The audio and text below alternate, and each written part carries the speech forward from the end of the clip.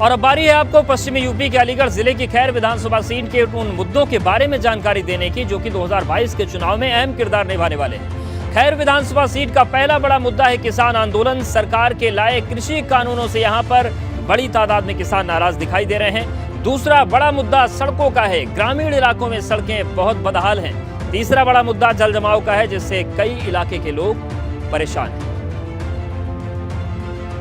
और अलीगढ़ की खैर सीट पर भाजपा विधायक अनूप वाल्मीकि का दावा है कि काम की बदौलत पिछली बार से ज्यादा वोट से चुनाव जीतने वाले हैं। वहीं रालोद से पूर्व विधायक भक्ति प्रसाद उनके दावों को झूठा करार दे रहे हैं।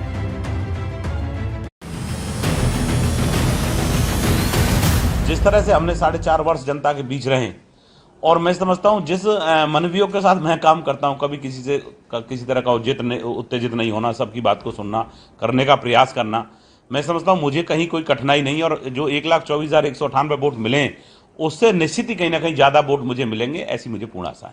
देखो 4.5 वर्ष में बीजेपी की सरकार में कोई भी काम नहीं हुआ है। किसी भी गांव में इन्होंने कहा था हम गोद लेंगे, लेकिन न कोई गोद लिया, और लिया भी था तो कोई काम नहीं हुआ है। न सांसद ने कराया, न विधायक ने कराया। और चलिए अब बात करते हैं सत्ते के पत्ते की, जो कि अलीगढ़ की खैर विधानसभा सीट पर आने वाले चुनाव में हार और जीत तय करता है। और ये सत्ते का पत्ता है वो किसान जो कृषि कानूनों से नाराज है। खैर सीट पर सबसे बड़ी आबादी जाट वोटर्स की है जो खेती का काम करते हैं। ऐसे में कृषि कानूनों के प्रति इनकी नाराजगी से आने वाले चुनाव में भाजपा को नुकसान हो सकता है। वहीं राष्ट्रीय लोकदल इस मुद्दे को जोर शोर से उठा भी रहा है। एक बार फिर से रुक करते हैं पश्चिमी यूपी के जानकार और वरिष्ठ पत्रकार सुबोध चौधरी का। सर, किसान और किसान आंदोलन खैर सीट पर सत्ता का पत्ता है। आने वाले चुनाव में क्या इसका असर पड़ सकता है? किसके लिए फायदा, किसके लिए नुकसान? निसंदेह किसान आंदोलन जो चल रहा है, किसानों की जो समस्या है, इस चुनाव को प्रभावित करेगा।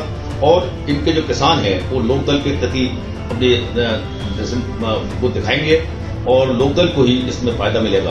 भाजपा को इससे थोड़ा झटका लग सकता है।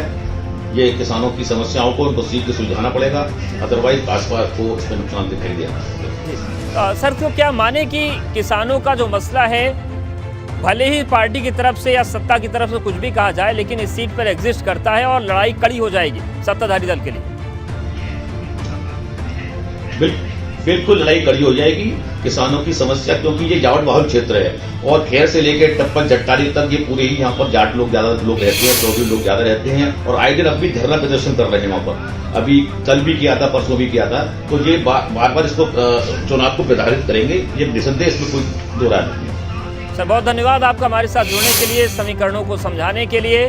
तो सिंहासन 403 में आज आपने ये समीकरण समझे। फिलहाल आज के लिए इतना ही, लेकिन अगले एपिसोड में कुछ और विधानसभा सीटों के पूरे समीकरण आपको बताएंगे और बताएंगे कि सियासी हवा किस तरफ वहां पर बह रही है। बने रहिए एबीपी गंगा के साथ।